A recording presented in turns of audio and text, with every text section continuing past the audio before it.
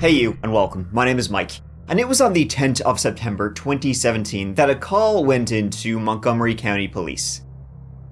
At first, it seemed like nothing that special or unusual. It was regarding a house fire. It was regarding a house fire in Bethesda, Maryland. The initial calls were saying that one occupant of this home on Danbury Road had escaped the burning home. But this guy who had made it out was saying that there was still somebody else left inside. And frankly, at this point, folks, it wasn't looking good. The entire house was becoming engulfed in flames and smoke.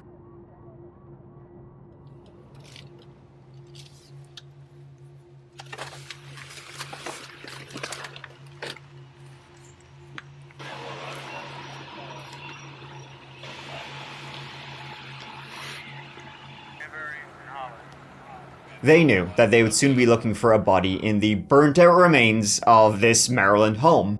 But what they didn't know was that they would be finding something very strange and disturbing. Route to Jessup location. Oh, it is? Fatal. Don't put it on the air yet. It'll just make media. Yeah. One or two? Danbury, please. One is getting transported and one fatality. What about the status of the other one? What's the status of the other one? Do they know? Probably stable? Yeah, probably. Homicide, I don't know, we should probably let him know. That's her. Yeah. Underneath that unassuming house on Danbury Road in Bethesda, Maryland, was this extensive secret tunnel system that had been years in the making. All the result of one man's paranoia and fears about the end of the world. All leading to him hiring a desperate young man under very strange and shady circumstances. Ultimately all leading to probably one of the strangest murder charges you will ever hear. I guarantee it. And you said the guy that lives here, what's his name? The guy who His name is Daniel Beckwitt. He actually had explosives apparently at his house. This house Not or his house. and that was where? In Champaign, Urbana, Illinois. I think they kept him in jail for a while, but he couldn't have done much time. Just for your safety, this guy has been known to have explosives in his residence. The guy was Yeah, it's weird. weird. He was really weird.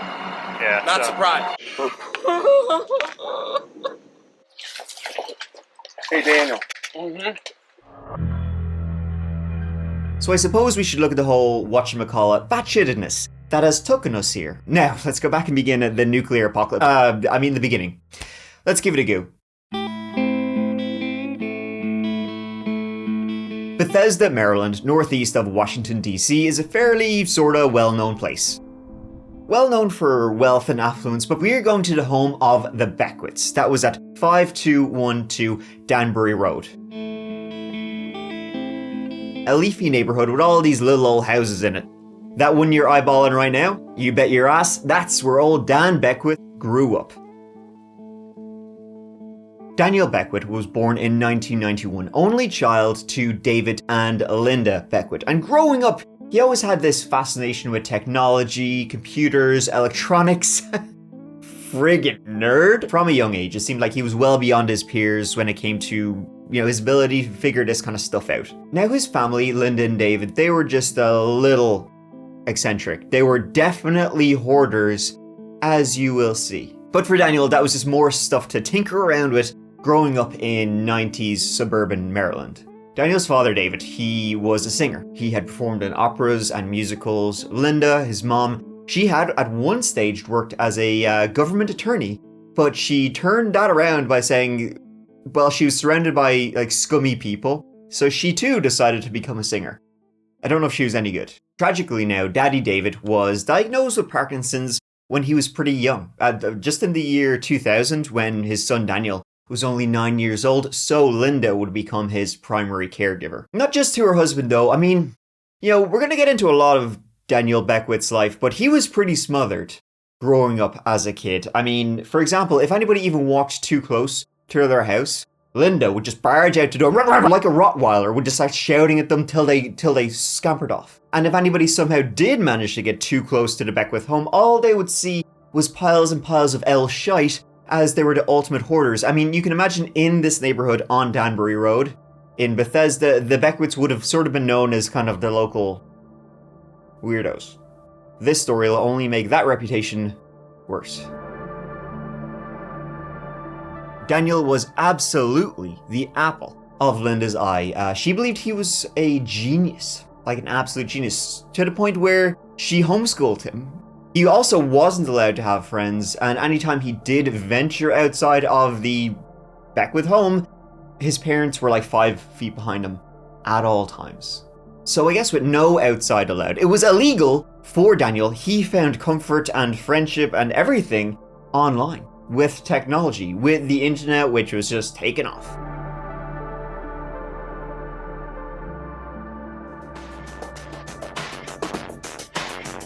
Welcome to another Backyard Skunkworks video. On today's video, I'm going to show you an extremely neat phone freaking trick that still works today.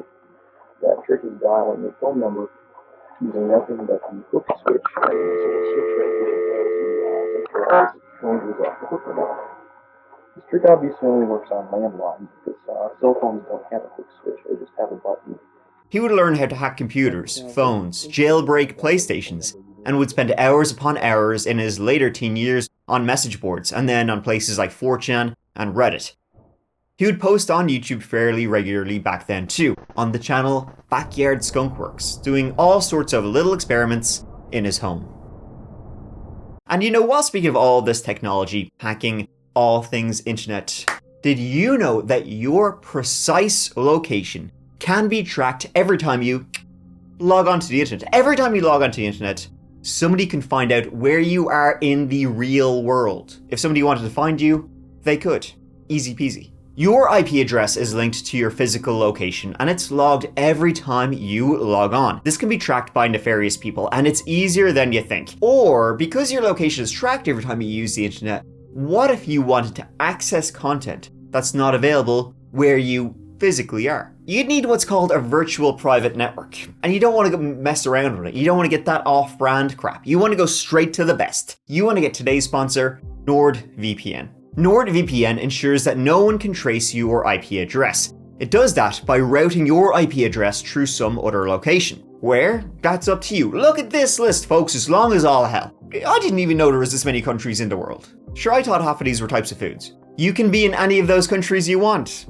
I mean, additionally, it's not going to teleport you. Is it? No? Can we clarify that? NordVPN is the absolute best in the business, the most reliable and safe VPN out there. Nord also has a whole host of incredible features to keep you safe while you're doing the old clackety-clackety. I'm talking Nord's MeshNet, where you can safely connect to any other device in the world, a password manager, a data scanner, a dark web monitor that'll give you alerts if your credentials have been leaked, and Nord's threat protection that blocks nefarious websites and advertisements. It scans files for you, and it stops trackers tracking you in their tracks. So become safer with a click by downloading NordVPN today. And if you use my exclusive link only for their preferred customers like you, you can get an incredible deal. Go to nordvpn.com/thatchapter, get a 2-year plan, you get 4 months extra, 4 months on top. Sure, I said to Nord, are you sure you want to give them a deal that good? They said, you earned it. Get a NordVPN 2-year plan plus 4 months extra right here at nordvpn.com/thatchapter. It's risk-free with Nord's 30-day money-back guarantee, so you can't lose. Thank you so much to NordVPN for sponsoring and supporting That Chapter. You and I, let's get back to it. When Daniel Beckwitt finally got into his late teens, he decided to head off to university. He's going to get some learning done, so he headed off to the University of Illinois to study electrical and computer engineering. Now, as a guy so enthusiastic about computer technology, it was around this time that Daniel first learned about Bitcoin. This is, back in around 2011. And boy, oh boy, folks, when he learned about Bitcoin, he was in there like swimwear. Sure, he only thought it was great. He was all in on Bitcoin. It's like that's, the story of that guy back in 2011 who bought 2 pizzas for like 10,000 Bitcoins. Whereas if he had just held on to that same amount of Bitcoin, it would be worth millions upon millions of dollars.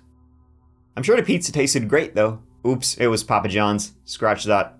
But that was around the same time Dan dove in, when Bitcoin was still not insane. I don't need to spend a whole lot on this. Just know that all through the background of this story, he was mining and buying and hoarding Bitcoin, hence how he would become a multi-millionaire in his late 20s. He was holding, and he would do a little of day trading, buying and selling. Buy high, sell low, I think is how it works, or at least that's how it always works for me. Daniel was a big believer in it because he was not a big believer in big government. He was sort of a paranoid individual, maybe a little bit to be fair. He really truly was against any sort of government interference. He did not put his money in the bank. He really believed in this decentralized currency that Bitcoin was. One other thing to know about Daniel is that he was terrified, absolutely would shit himself at the prospect of his own death. I mean, I guess that's sort of normal, but he would take that to the extreme. For example, he would enforce his mom's car and then later his own with Kevlar. He wore body armor under his clothes wherever he went. In one article written by William Brennan about him, he describes how Daniel removed every single mole on his body that was bigger than 2 millimeters. Because he was just absolutely terrified of the prospect of getting any kind of skin cancer. He would drink these strange concoctions of caffeine and pharmaceuticals every single morning. And of course, as somebody who had grown up close to the nation's capital, he had the strongest fear of a nuclear apocalypse. I mean, I guess if there was a nuclear wars to break out, he figured DC would be one of the first places to be hit. And then also, he grew up in Bethesda where Fallout was made, and Fallout kind of was DC getting nuked. But he was, nuclear fallout, nuclear apocalypse though, was on his mind at all times. Of all the fears to have, nuclear apocalypse, come on, what a dipshit. Don't read the news. But death still hit. When Daniel was 19, his mom, Linda Beckwitt, she very, tragically and quickly died of breast cancer. Only 3 people attended her funeral. His dad, David, who Parkinson's. He was then placed into an assisted living facility. So I'll throw Daniel a bone. It wasn't easy for him. Wasn't always easy for him. It was also around this time that Daniel began to attend conferences. First, he attended DEF CON 19. That was in 2011. DEF CON is still going on annually to this day. It's a hacking conference held in Las Vegas every year. You get speakers talking about security, hacking, software, digital architecture, all that stuff. In 2011, Daniel gave a talk there titled Hacking the Global Economy with GPUs. And folks, he was looking sharp as all hell. Oh yeah, brother. Shades, a black tee with Elite and the James Bond font. His codename, just like the Matrix, Skunkworks. I hope you enjoyed this clip as much as I did. First, I'd just like to thank everyone for coming out and making this great DEF CON. This has been my first DEF CON, and I've really enjoyed it. Had a lot of great speakers here, and it's been fabulous attending, and just hope speaking is half as fun. Anyway, my handle's Skunkworks, and today I'm going to be talking to you about hacking the global economy with GPUs, or how I learned to stop worrying and love Bitcoin.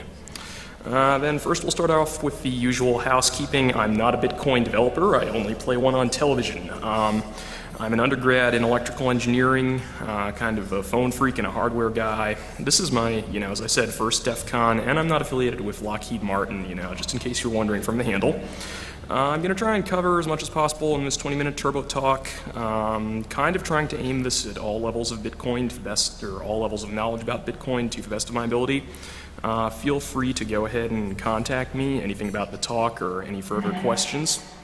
And again, talks for informational purposes, don't do anything stupid. So first, kind of some real basics about Bitcoin, how it came about. Over time, Daniel also became obsessed with destroying hard drives as a way to destroy evidence. A way to hide from hackers, but also if feds are coming to take you downtown Chester Brown, you need to get rid of some stuff. How can you destroy a hard drive fast with minimal collateral damage? The following year after he gave his first talk at DEF CON, now in 2012, Daniel attended another conference, this time ShmooCon 2012. And ShmooCon, much like DEF CON, another hacking conference. This one held annually in Washington, DC. In 2012, Daniel, as Skunkworks of course, was proudly giving another talk titled, And That's How I Didn't Lose an Eye, Emergency Data Destruction. My pseudonym is Skunkworks, and today I'm going to be talking to you about hard drive anti-forensics. My talk's entitled, And That's How I Didn't Lose an Eye, Emergency Data Destruction. Oh yes, and by the way, the picture up there is what used to be a hard drive platter after some modified thermite was applied to it. It's, as I believe I said in my paper abstract, about as forensically useful as a wet noodle now. So first, a little bit about me. I'm an undergrad in electrical engineering at a major U.S. research university. I do a lot of, an insane amount of my own R&D outside of school in my basement in suburban Maryland. I'm experienced in basically everything from non-destructive entry to CUDA, VoIP to Tesla coils. I'm just a tinkerer. I love building stuff, and that's why I took on the Shmoo Group's hard drive data destruction challenge and succeeded in it. I'm cutting class to speak at ShmooCon. I actually had to cut Friday double E class to make the flight out. Okay. When Daniel had attended DEF CON the year before, he had witnessed another talk. And there had been a challenge thrown down by the Shmoo Group who ran this conference. Basically, the challenge was, how can you destroy multiple hard drives with minimal collateral damage? And Daniel figured it out.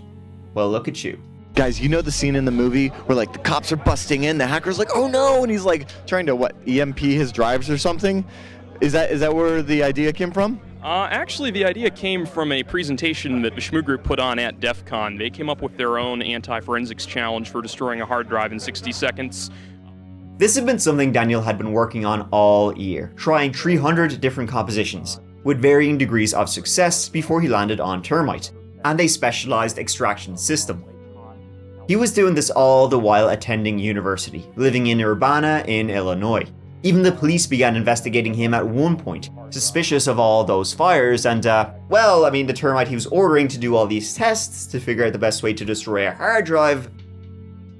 You probably already noticed Termite is extremely dangerous. So maybe they were worried he was like, do you have any other plans for that, Termite? But this is all just to show how thorough and intense a guy like Daniel was. Never let anything stop him, and you know what? Fair play to him for that. So attending all of these conferences and sort of bragging about how much of a genius he was, Balls for Brains over here got a little too cocky back in Illinois at the University of Illinois. What Brightspark ended up doing here late 2012, and he thought it was a great idea, was to hack a university professor's email account, find the answers to an upcoming exam he was going to have the class do, and sell those answers on. This part of the story does not go well for Daniel. The year was now 2012, and he was still undertaking his degree in electrical and computer engineering. In late November 2012, an email went round to all students of the class, titled ECE 329 Exam 3 Solutions for Sale. The email went on to say, sales stop at 1757 CST, and all keys are distributed at 1802 CST. You will be refunded if some white knight snitches to the professors, but we can all cooperate. Am I right? Daniel was 20 at the time when he decided to make a little extra kibosh to selling on these college exam solutions to other students. Daniel at this stage was still technically attending the University of Illinois, though he hadn't registered for any classes in this semester. I think he had been suspended earlier on, and using this beautiful mind of mine, I can only hazard a guess as to why he was suspended. Probably for the very same reason as the thing he's doing right now. Hacking, cheating, and stealing. It's kind of interesting. The thing about Daniel is he was a guy who was, so obsessed with things like privacy, things like decentralization, staying anonymous online. But the thing was, he was on the internet all the time. And I think every single person knows nothing is ever erased from the internet. Ever. Even today, you can find out so much about the ECE hacker, as he would, later become to be known. And the thing is, his roommates would comment in threads on Reddit at the university and say he was known as a dick who would hack and steal, other students' passwords all the time. And if you didn't like it, that's a you problem. So what he had done, though, in this case with the stealing of the exam answers was break into the science lab, destroying some locks and card readers. As he physically broke into the lab, he destroyed them with superglue and little metal filings, putting them in the locks and the card readers, which would later end up costing the university a lot of money to fix. Broke into the lab and installed keyloggers into the university professor's keyboards. He did this to a couple of different computers. A keylogger, by the way, is a physical device that you install under the keyboard, and it's literally, exactly what it says in the tin. You're typing away, and it logs every single button you press, so therefore they can get your email addresses and your passwords and every single thing you have done. So he had that, and he thought, whoop-de-doo, I'll sell it on to the lads. He actually sent a few emails from the professor's accounts too. Hello ECE 385 students. With the Thanksgiving break upcoming and a record high number of academic integrity violations, I would like to share this important message with you all. Penis. Daniel sent a lot of emails from various professors' accounts. He also did a Reddit Ask Me Anything. I am a ECE hacker. AMA. What have you always wanted to ask the infamous ECE hacker? It had very few questions and no real interesting answers, but as you can see, Daniel Beckwitt, he's given talks, he thinks he's a genius, he thinks he's like this hacker, cool dude. It's kind of sort of going to his head a little bit. It seems like Daniel had some beef with the university department, but this prank was a very poor move on Daniel's part because it stopped being, haha, you stole university answers, and it became a police, like the police got involved in this. The cops are now on the hunt for the ECE hacker who, besides doing the hacking, had also, as I said, destroyed all of these locks and card readers at a university, costing the university $22,000. The police eventually did manage to track down Daniel Beckwitt, who, as I said, as somebody who was so obsessed with privacy and hacking, was very shite at hiding his own footsteps. They found a link between the emails that had been sent from the professor's accounts and Skunkworks, his pseudonym. They found a blog that he ran under the name Skunkworks, and on the blog there was a picture of himself. So they knew that Skunkworks was probably the hacker, and Skunkworks was Daniel Beckwitt. They went to his on-campus apartment, they got a search warrant for it, they let themselves in, he wasn't there, but his laptop was. And again, his laptop was just there, open, not encrypted, no password, open that sucker up, everything was right there. Daniel fucking couldn't have hidden this worse if he had tried. He was arrested and charged with property damage, 2 counts of computer fraud, tampering with documents, and illegally possessing a firearm. They found a rifle in his apartment. He later entered a plea deal, most of the charges were dropped, and he had to serve 24 months probation and pay the university back $22,000 for the cost of fixing everything. However, at this stage, paying the $22,000 back, no big sweat for old Danboy, because not only had he made, by this stage, millions off of Bitcoin, when his mom Melinda passed, she had left him like $2 million. So, it's not the end of the world. He moved back to Bethesda, Maryland. He now had the entire house he grew up with as his own little bachelor pad.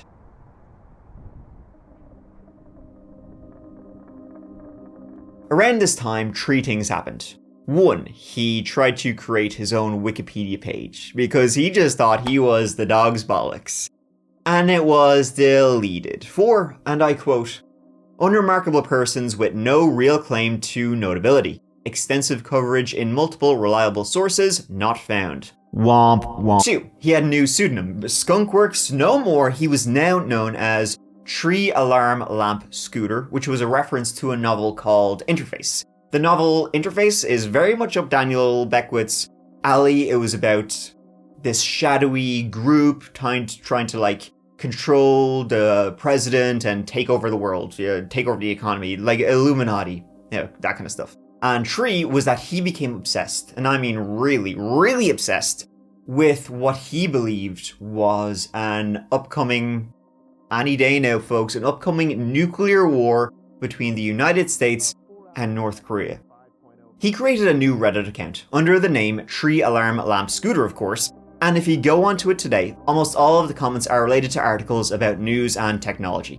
And he commented a lot on any threads related to North Korea's nuclear capabilities. He also strangely knew a lot about caves, specifically man-made caves and tunnels. In 2016, he was back, giving talks just like he had been in 2011 at DEF CON and in 2012 at ShmooCon.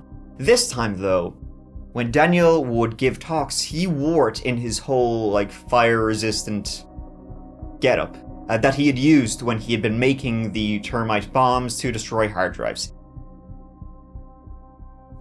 All right, we're going to go ahead and turn the time over to 3 Alarm, and he's going to go ahead with his presentation.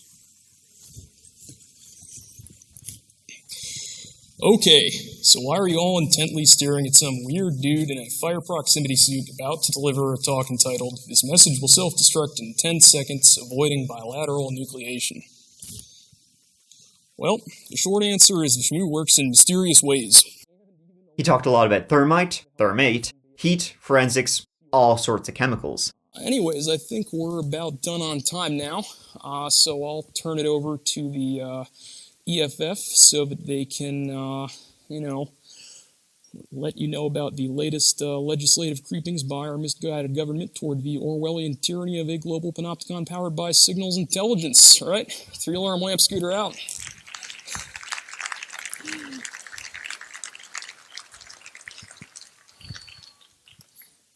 Later that very same year, 2016, he gave another talk, once again dressed in the same getup.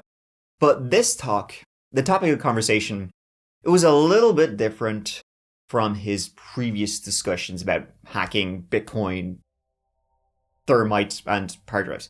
This time his talk was all about how to nuclear war proof yourself. Because, again, the nukes are going to fall any day now, lads.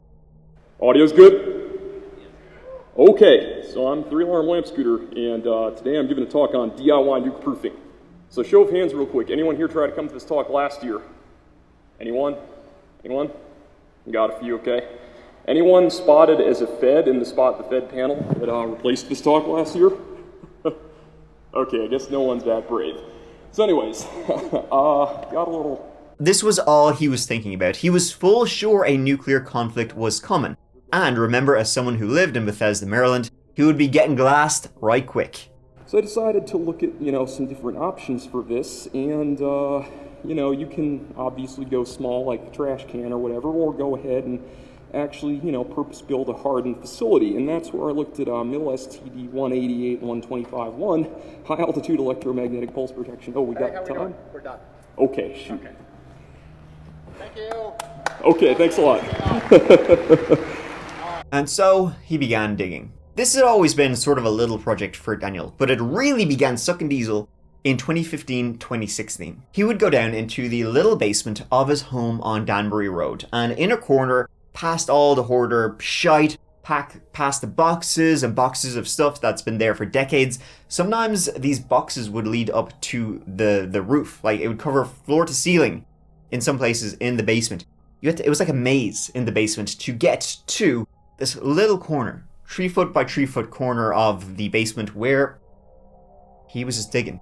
He was digging straight down. He began, first jackhammering the concrete floor of the basement, and then he got out the shovel. He truly thought the nukes were coming. Now, as a wealthy man, you can purchase actual fallout shelters, but, well, remember, he doesn't trust anybody.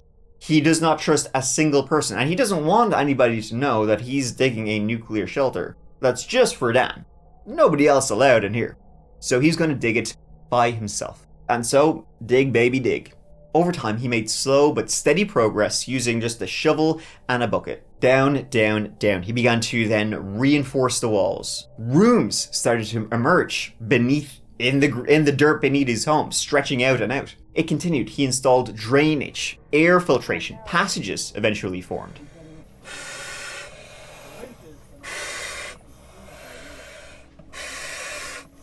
We're just videoing the hole right now.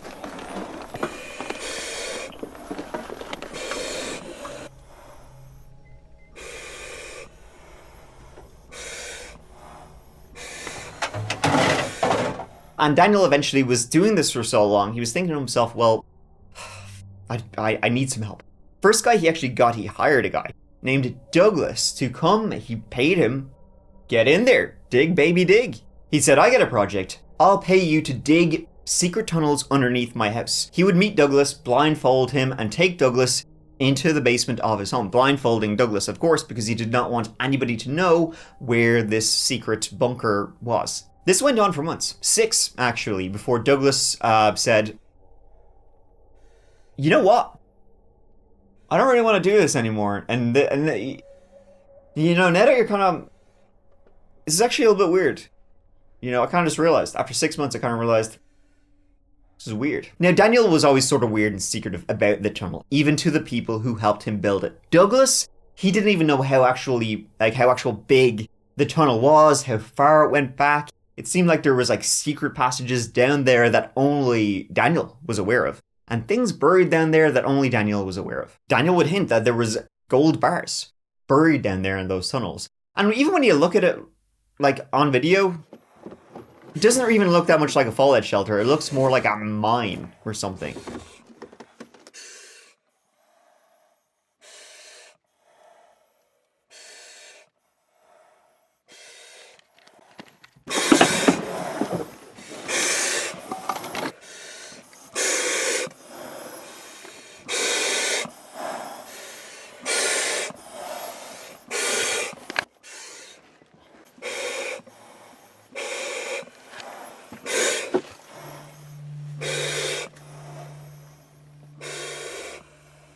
So now Genius over here had to find somebody else to help him build his nuclear shelter.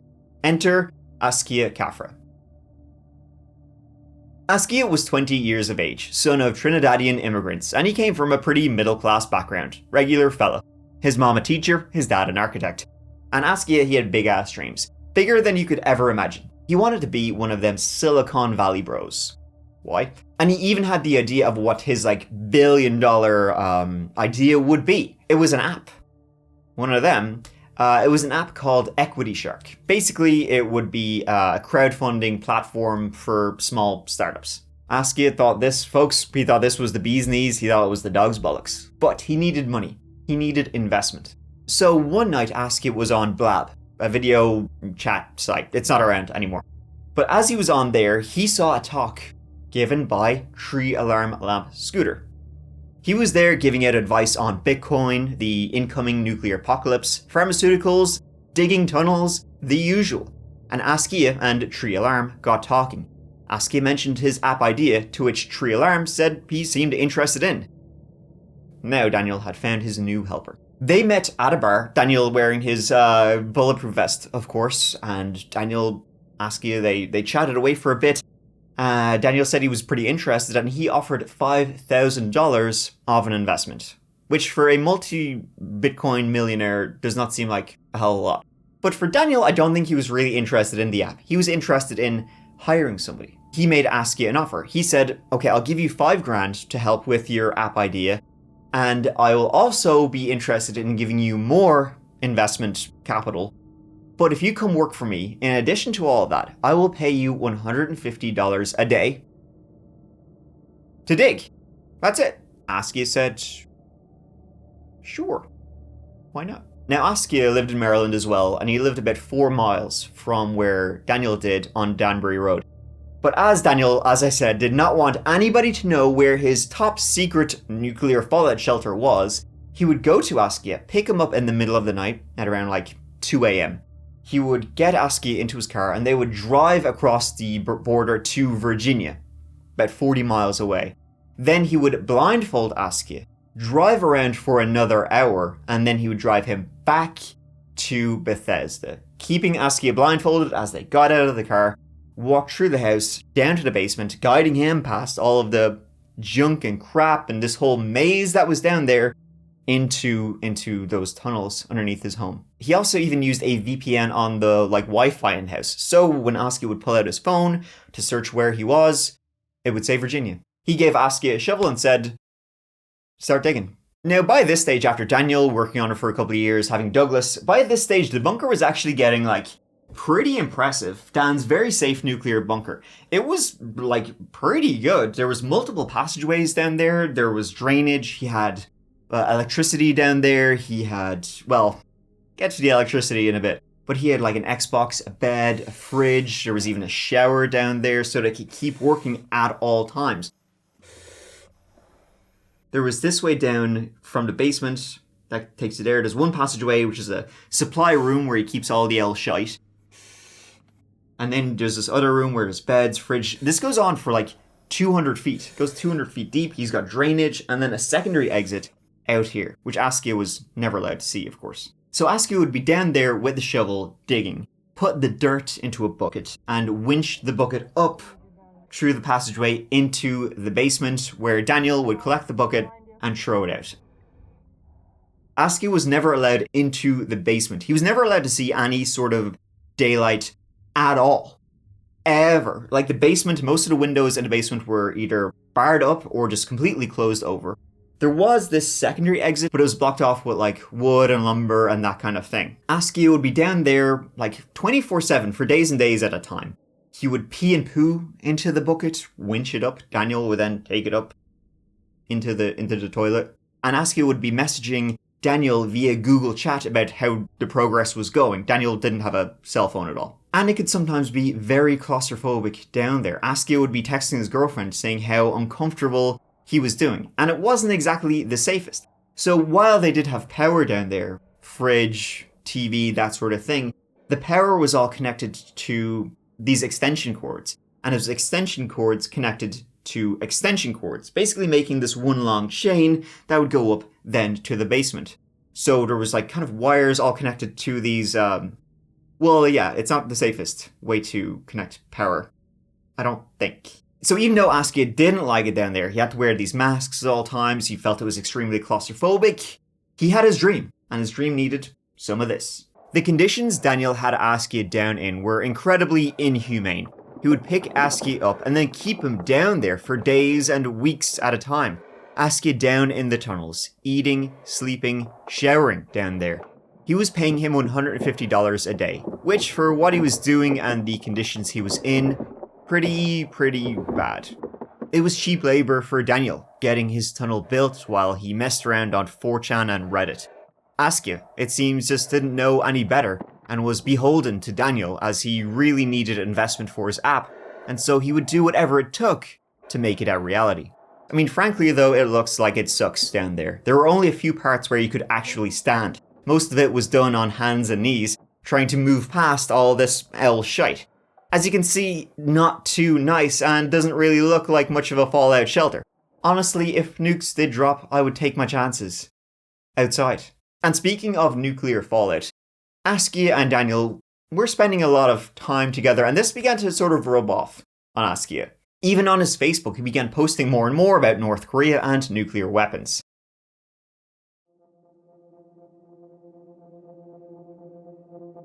And so now, we arrive into the early morning hours of September 10th, 2017.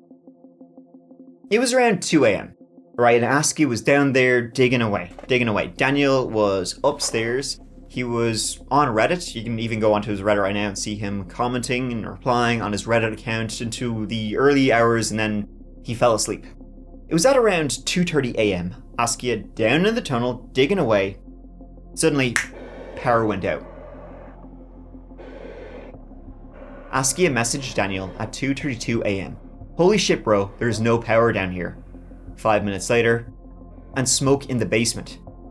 It was pitch black down there. The air filtration system was now gone out, and smoke just began to build up and build up. Askia, however, for some reason, stayed and kept digging. Maybe he tried to get out, but he couldn't find his way out, and he wasn't too worried about the smoke in the place that has no escape, but he stayed down there. Then hours and hours later, Daniel woke up from his sleep, and he saw on Google Chat the message about the smoke and the power going out.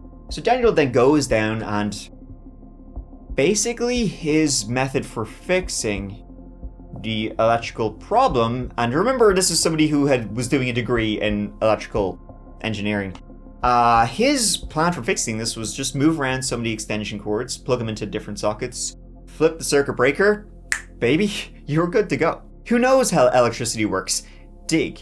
Then at about 4 p.m, Daniel was up in his room once again, and he heard the carbon monoxide alarm going off. What the shit? And then he noticed the power had gone out once again. Flipped the circuit breaker, except this time coming from the circuit breaker, there was a loud buzzing noise coming from it. And now, coming from the basement, a shit ton of thick, black as all hell, smoke. He ran down to the basement, shouting down the tunnel to tell Askia, get the hell out of the tunnels, we gotta get the hell out of here, this place is going up. Flames just started going off and off and off everywhere. It was like in an instant, this had turned into a furnace. Daniel himself soon became overwhelmed with the smoke and the fumes. He booked it out of his own house. He got out of his own house. Askia turned around, tried to go back inside, back down to the basement, but it was just too thick. The smoke and the flames overwhelmed Daniel. Askia had actually been showering in the tunnel when the fire had broken out, but all of a sudden then there was this really thick, heavy black smoke. So Askia, naked, he somehow managed to crawl his way through the claustrophobic tunnel and climb up the 15 feet into the basement. Now he's in the basement where the fire had actually started, and he couldn't get out. The hoarder situation was so bad there was just piles and piles of crap literally everywhere. To even get through it on a normal time, it was like a maze. Now it's like a maze on fire, unable to breathe and feeling the scorching heat on your skin.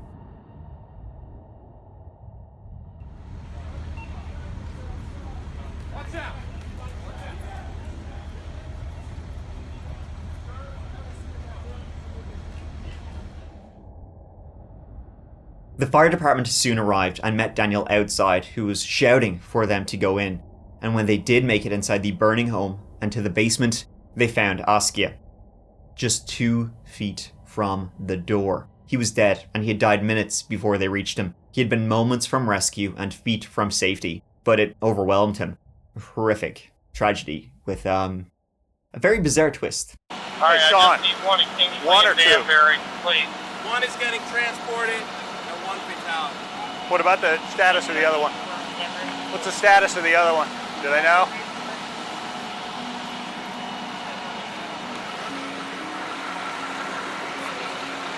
I'm not going to mess with their business. He looks stable. Probably stable? Yeah, probably stable. Suburban? Probably MedStar. MedStar, okay.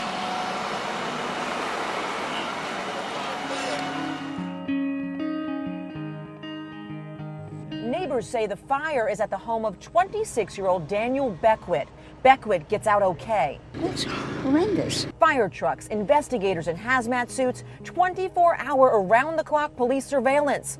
Police say there were some sort of tunnels underneath the home. There's been stories about, they mentioned like a hoarding situation.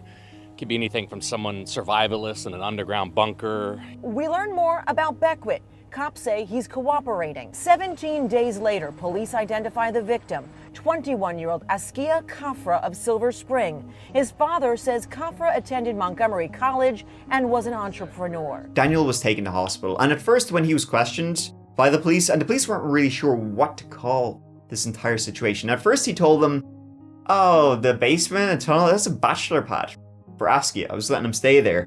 Obviously he didn't want to say, is nuclear war coming? He didn't really want to mention that at all. But they quickly soon figured it out. When the police went down there, they could definitely tell there was something weirder and darker in those tunnels.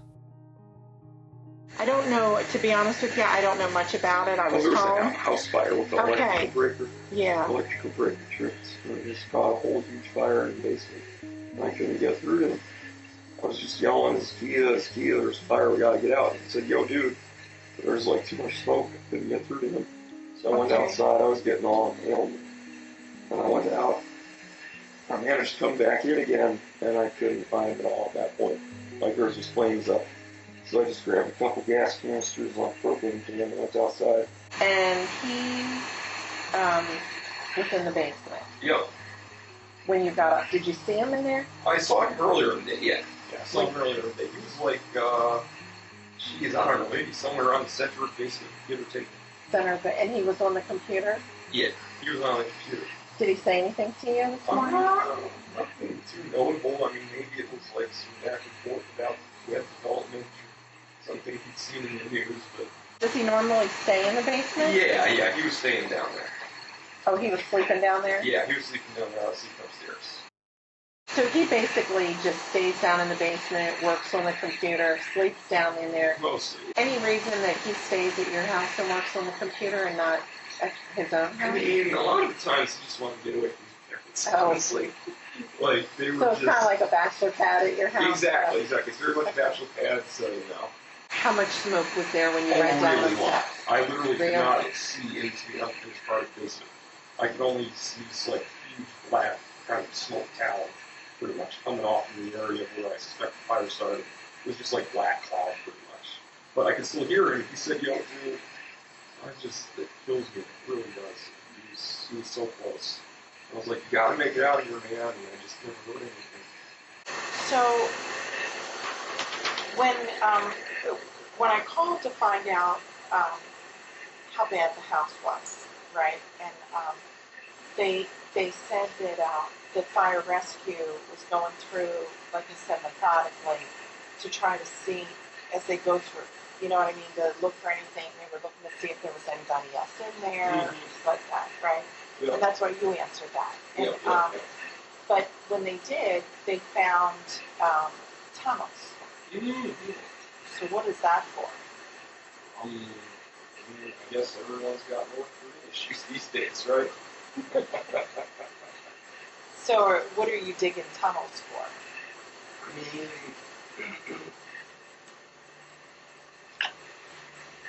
I mean, I don't care. I'm just asking. I'm honestly just thinking of a good response back. Like, are you building like a bunker? Yeah, I mean, thinking it was crazy until North Korea started to one. And you just wanted to have somewhere to go. He could have easily went down the ladder and survived. He could have easily gone down the ladder and survived, which is what I mean, I don't know if he was like Miles. They took Daniel back to the home briefly to show him what remained of the house he'd grown up in, where somebody had died, and people were eyeing Daniel for murder charges. We're all going to be being recorded, alright? Let's go. Oh my goodness. We'll take you in upstairs first. There's not really a damage in there, so easy into it.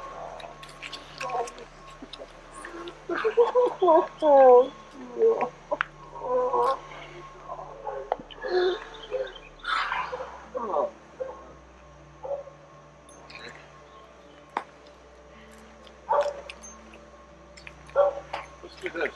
Let's go up and you can show me where you were, like in your bedroom when this whole thing started.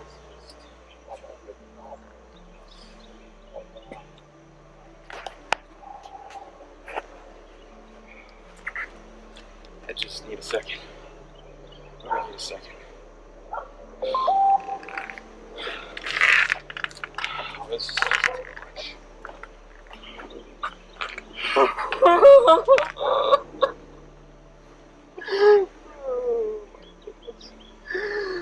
Oh my goodness. Gotta pull myself together. So upstairs first? Yeah, let's go where this whole thing first started.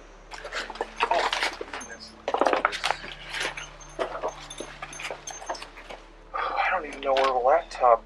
Maybe it's under. Can I hold that for a second? See if it is. It was on the bed right here. That was installation. Hey Daniel. One of the investigators collected a laptop.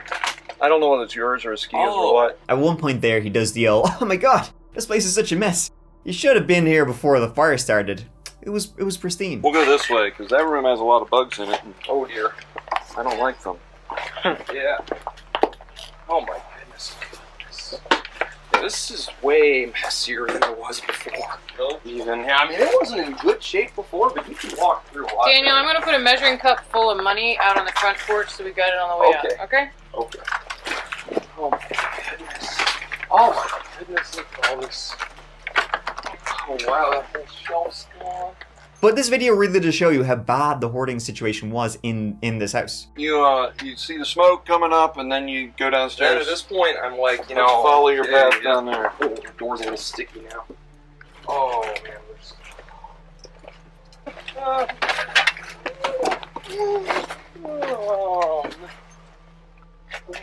So he was probably already over here, you think? Second time.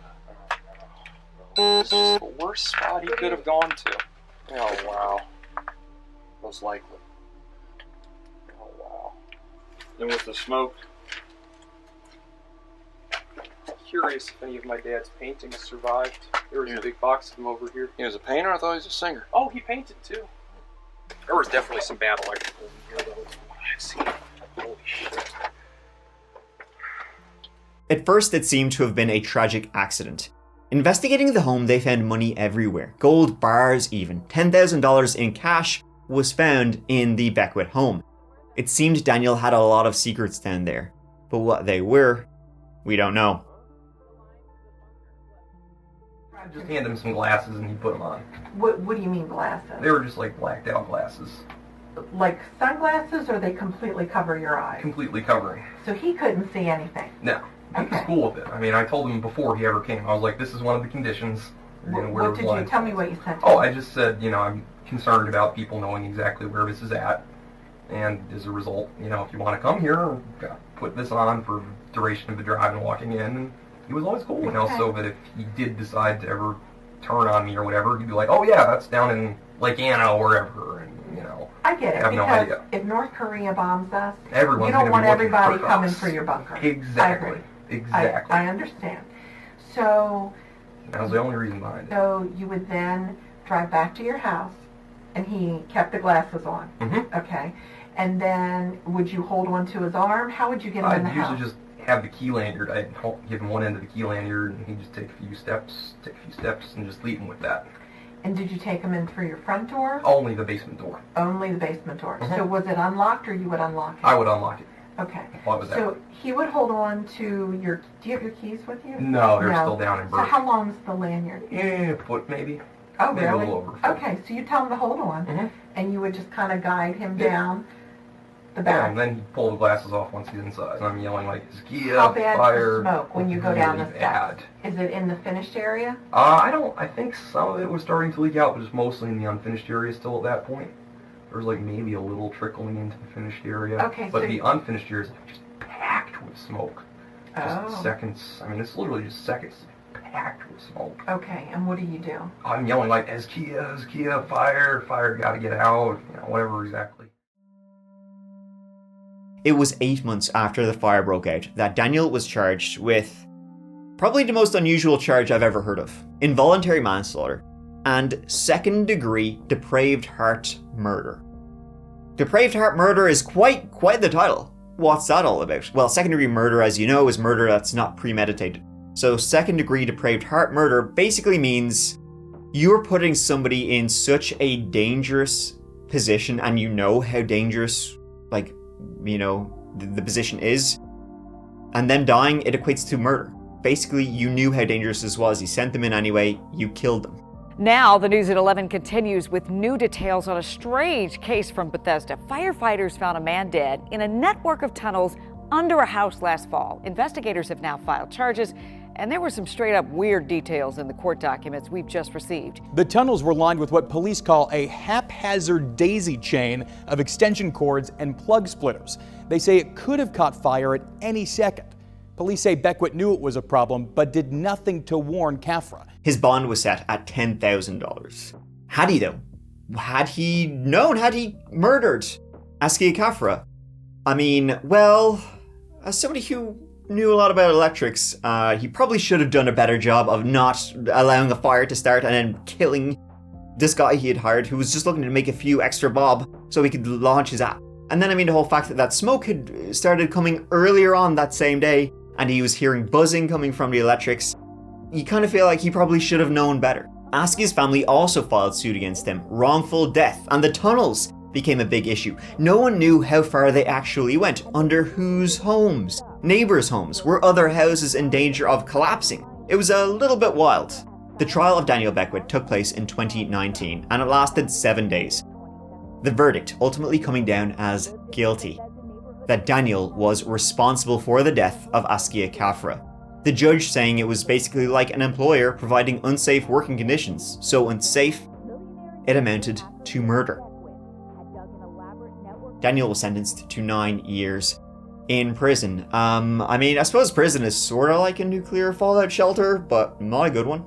Daniel was originally supposed to be sentenced to 21 years, but the judge suspended all but 9 of those years. Pretty light sentence in all honesty. Smoke and buzzing was coming from the circuit breaker, and Daniel's response, a man who knew about electronics and the conditions they were in, was to simply, have you tried turning it off and back on again? That led to Askia's horrifying death, burned beyond recognition. That, combined with the awful hoarding situation, it was a recipe for disaster. His dream was kind of over, which is, well, not good for him. But what was good for him, for Daniel, was that in March 2022, his conviction was basically, or his sentence was reduced, making him eligible for parole. And he was released. There are so many questions about the Daniel Beckwitt story. And I mean, after he was released from prison, that's kind of where the story ends. What else was going down in those tunnels? How far did they go in? The police never even went in to fully explore the tunnels themselves, saying it was just way too dangerous down there. The tunnels were like in danger of collapsing. What secrets has Daniel got down there? What else did he have buried down there? And could Daniel have saved Askia? Askia only feet from the entrance to the basement, tragically dying only minutes before firefighters arrived. This story is batshit. Daniel's descent into paranoia had fatal consequences. Just not for him. Tragically for somebody he hired and put in what is one of the weirdest situations I've ever come across. The Redditor who built a secret tunnel under his house, leading to the murder of this poor guy. The house still stands to this day. I haven't come across any information saying otherwise. In December 2017, there was a demolition order stating the deep excavation and extensive network of tunneling and bunkers extending from under and out from the structure are a significant and immediate threat to the support and stability of the building and the property on which it sits, rendering the building unsafe to occupants. This problem is compounded by conditions reported by emergency responders who accessed the structure, which included extreme hoarding, evidence of a lack of or inaccessibility to proper sanitization facilities, and the presence of a significant amount of hazardous materials. This went through the courts, and it appears this order was later rescinded. Daniel's father, David Beckwitt, sadly passed away in 2018, a year after the fire. The ownership of the house then passed to Daniel. And today, the current owner is Danbury Resource Holdings LLC, just a holding company, as far as I can tell. The county has issued an order of abatement to Daniel to make sure the house is safe, though who knows how far that process has gone. And from what I can tell, the tunnels still remain. I can imagine Daniel transferred ownership and would rather leave this entire mess behind him. As for where Daniel is today, I have no idea. So what else was or is down there? Gold makes sense as someone who didn't believe in financial institutions, and a hoarder too. Daniel was a bizarre and paranoid individual who knew a lot about computers and explosives. It wouldn't surprise me if he had more secrets still buried underneath the house. And so that sort of wraps up this one, folks. So if I had to tell you anything, digging holes underneath your house, it's not the best idea in the world. Frankly, wouldn't recommend it. Just play Fallout if you want to know what it feels like. Probably a better experience. Thank you so much for watching. And also thank you to the Montgomery County Police for sending me footage and files on all of this case. It took them only a couple of months, but I appreciate it. Please take care of each other and yourselves in the upcoming nuclear apocalypse, because I love you. Mike out.